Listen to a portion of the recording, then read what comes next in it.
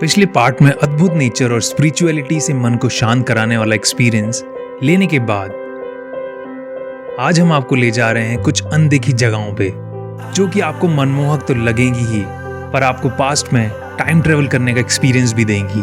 तो चलिए हमारे साथ हमारी इस अद्भुत यात्रा पे। अंजनाद्री हिल में पवित्र दर्शन करके हम चल दिए हैं पंपा सरोवर की ओर। महाकाव्य रामायण के अनुसार पंपा सरोवर वो स्थान है जहाँ पर श्री राम और लक्ष्मण सीता माता की खोज में यहाँ से गुजरे थे। और ये भी कहा जाता है कि शबरी, जो कि श्री राम जी की बहुत बड़ी और पवित्र भक्त थी, यहाँ उनसे मिली थी। पंपा सरोवर के नाम के पीछे भी एक कहानी है।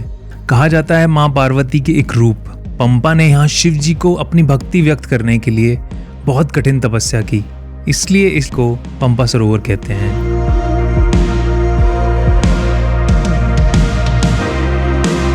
इसका एक पवित्र इतिहास जानने के बाद हम बढ़ गए आगे।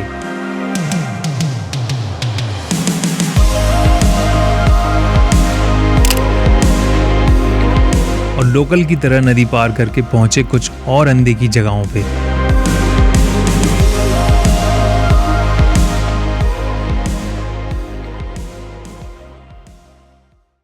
हम आगे बढ़े तो देखा तुंगभद्रा रिवर के किनारे रूइंस और इंटरेस्टिंग स्ट्रक्चर्स को, तो हम पहुंच गए उनको देखने। यहां पर आके ऐसा लग रहा था जैसे हम टाइम ट्रेवल करके बहुत साल पीछे आ गए हों।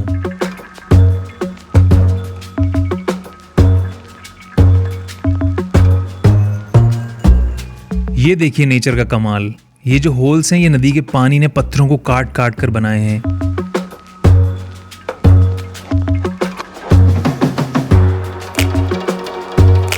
ये प्रकृति का कमाल देखकर हम आगे बढ़ गए और पहुंचे चंद्रमौलेश्वरा टेम्पल।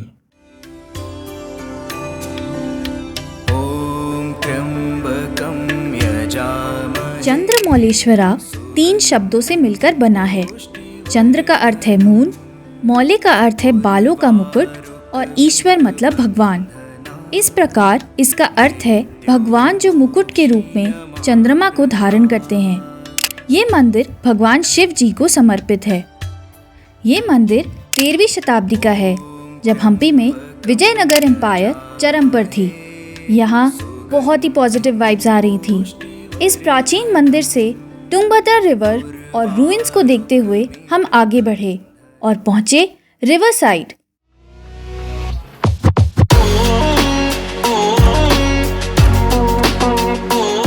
और वहां से शुरू किया एक्सप्लोरेशन कुरैकल राइड पर।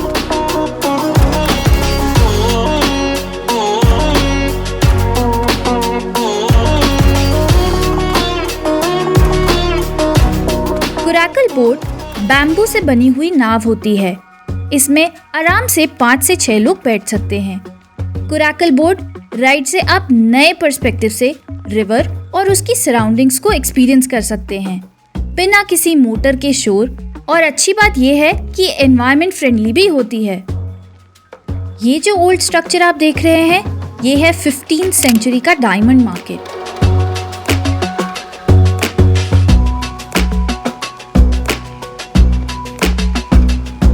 दोनों तरफ बोल्डर से घिरी हुई नदी में कुरैकल राइड करते हुए हम आगे बढ़े और देखा ये धनलक्ष्मी टेम्पल। जब नदी में पानी बहुत ज्यादा बढ़ जाता है तब यहाँ पे एक वाटरफॉल बन जाता है और इसे इन्होंने यहाँ नाम दिया है स्प्रिंग रॉक वाटरफॉल।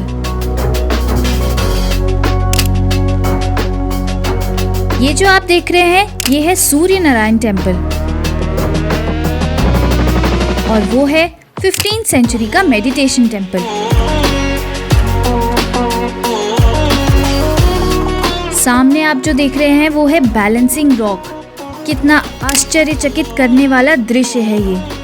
नदी के किनारे इतने सारे अद्भुत मंदिरों और स्ट्रक्चर्स को देखने के बाद हमारे बोट वाले भैया ले गए हमें नेचुरल एसी की हवा खिलाने।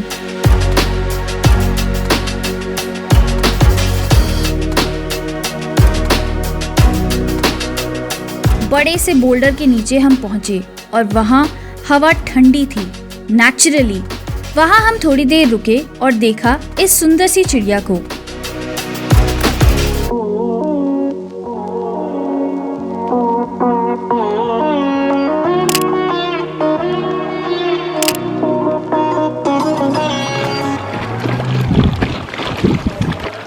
और हम गोल गोल घूमने का आनंद उठाकर आगे बढ़ गए और ख़त्म किया एक बहुत ही गजब का एक्सपीरियंस।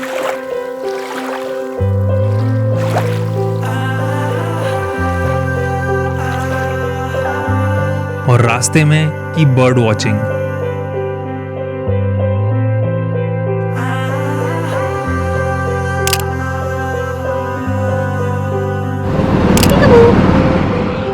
और आगे चल दिए अपने आज के आखिरी डेस्टिनेशन की ओर।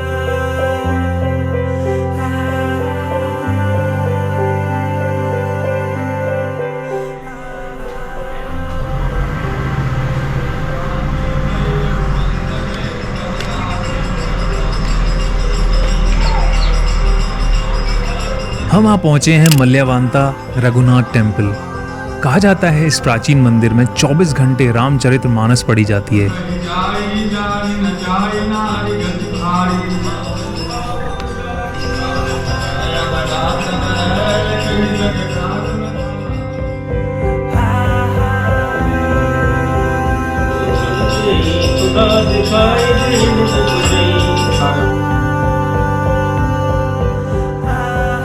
इस मंदिर में आकर हमें बहुत शांति मिली और हम चल दिए ऊपर की ओर सनसेट देखने के लिए।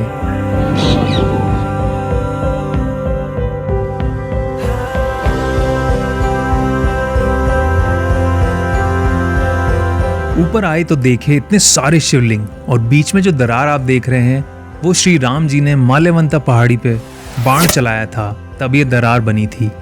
और कहा जाता है कि मॉनसून के समय श्री राम और लक्ष्मण एक आश्रय मतलब शेल्टर ढूंढ रहे थे, तब वो यहाँ श्री हनुमान जी की सेना के साथ लंका जाने से पहले बारिश थमने तक यहीं रुके थे।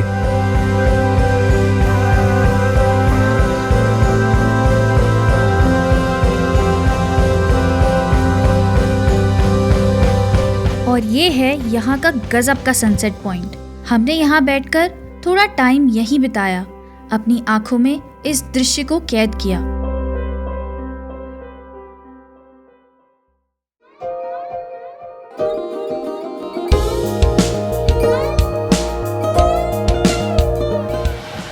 जो जा रहे थे इस जगह से निकलते और प्रभु राम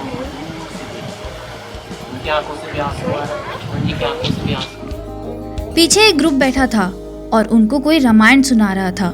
वो सुनते हुए हमने अपना दिन बहुत सारा ज्ञान, भक्ति, कहानियों और नेचर से भरपूर खत्म किया। ऐसी पवित्र जगहों और रूइंस पर आकर आपको अपनी भारतीय सभ्यता और इतिहास के बारे में पता चलता है, और ये भी पता चलता है कि हम उस समय बहुत काबिल, धनवान, दयावान, शक्तिशाली और ज्ञानी थे। हमको ये सब जानकर अपने ऊपर बहुत गर्व भी होता है। तो कुछ और आश्चर्यचकित करने वाली कहानियाँ और किस्सों के लिए बने रहिए अगले पार्ट के लिए।